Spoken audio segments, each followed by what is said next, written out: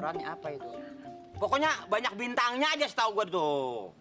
Emangnya orang yang ngajak makan tuh pacarnya Leha ya, Bang? Cemburu nih anak ya. Emang itu yang ngajak makan ponakan gua pacarnya dia. Bang, emangnya kalau makan di restoran tuh bayarnya per piring apa atu-atu kayak di warteg gitu, Bang? Norak lo. Itu bayarnya makannya percomot. Terus tangan ambil nasi sampai ke mulut, terus dihitung tuh sama tukang tulisnya. Bayar dah. Emangnya bayar percomotnya tuh berapa, Bang? Itu percomotnya 50.000 kalau mau tahu. 50.000. Mobilnya bagaimana? Adem kagak? Keren ya? Jangan tanya. Mobilnya ada AC-nya. Dingin banget. Lah, itu mah berarti kayak kulkasnya Bu Lurah. Bisa nyimpen sayur-sayuran, bisa nyimpen daging, bisa bikin es batu gitu ya, Bang ya? Norak lo. Lah. Maksudnya di dalamnya bukan segala ada buah-buahan.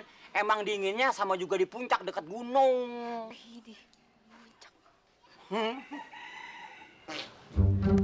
Bang Buluk kentut tuh ya? Enak aja. Lu nih. Enak aja Bang Buluk tuh yang kentut. Iya ya, gaul ya. Jangan gue cepirit lagi nih. Buset bener dah. Satu